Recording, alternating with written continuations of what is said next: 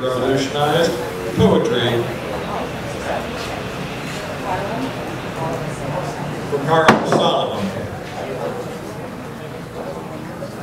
I saw the best minds of my generation destroyed by madness, starving, hysterical, naked, dragging themselves through the Negro streets at dawn, looking for an angry fix.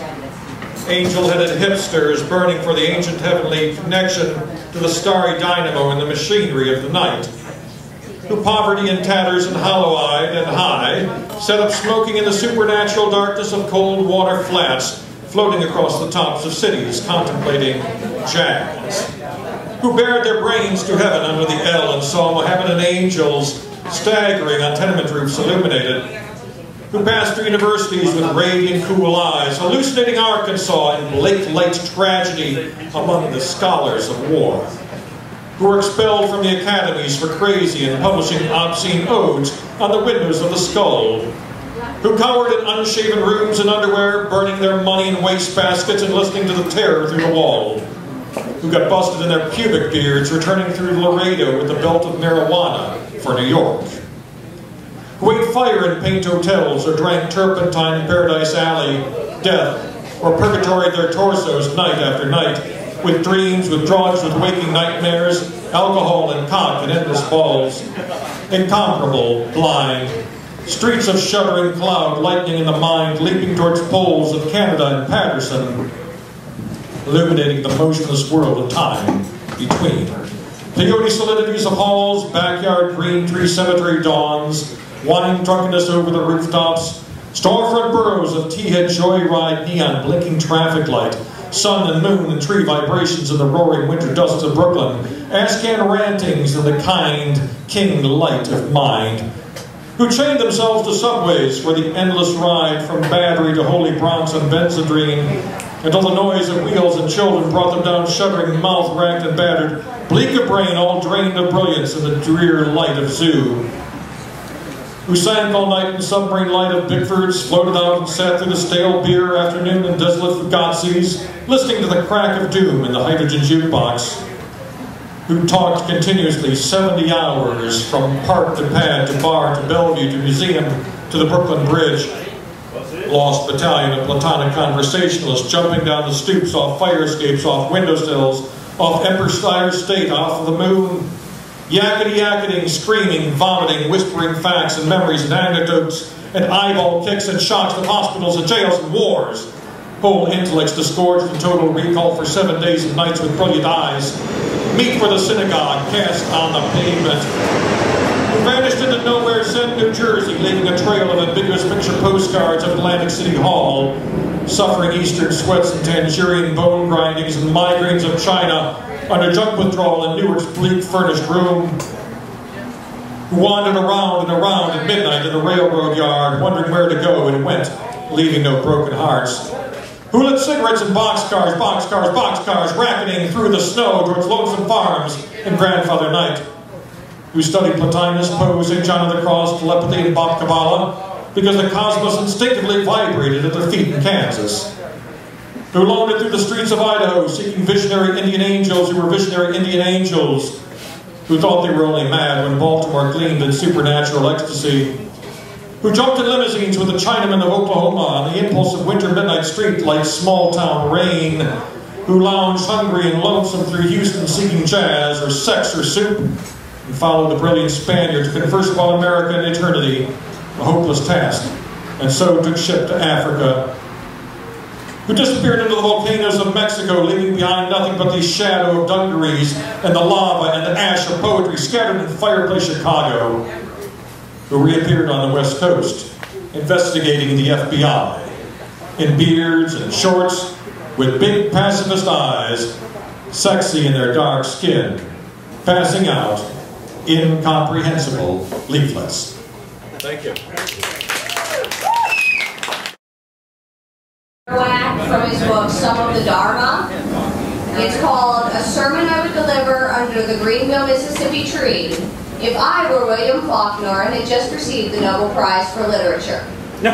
Written August 31st, 1954. I would quit my mansion in Oxford and walk forth and sit under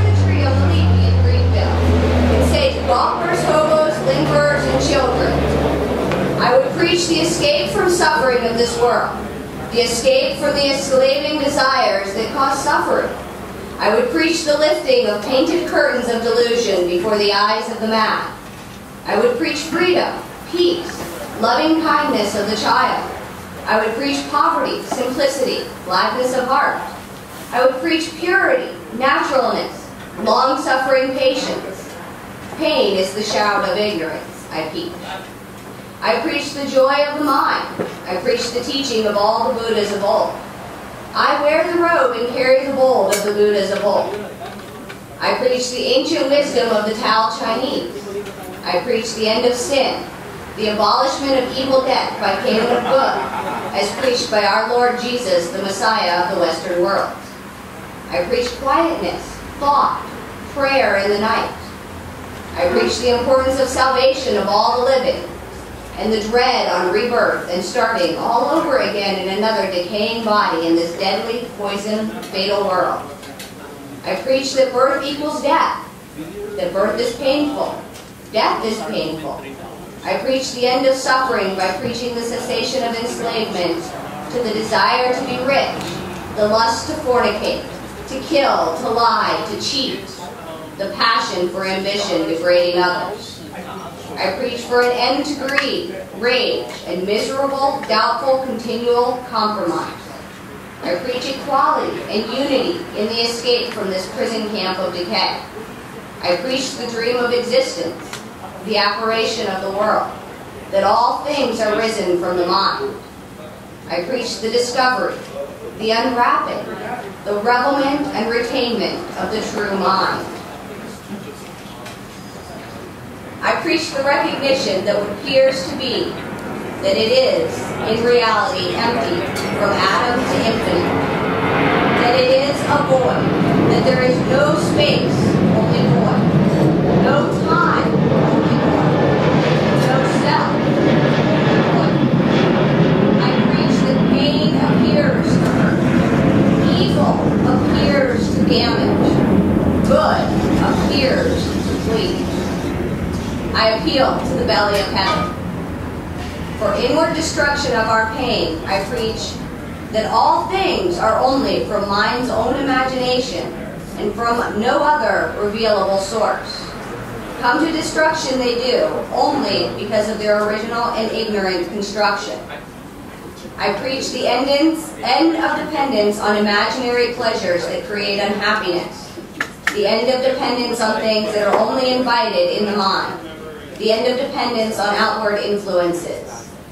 I preach the going in of the people of the world into their own pure, solitary, untouched minds, to seek and find repose there, waiting, to realize the meaning of what's happening by means of their own pure, universal intuition.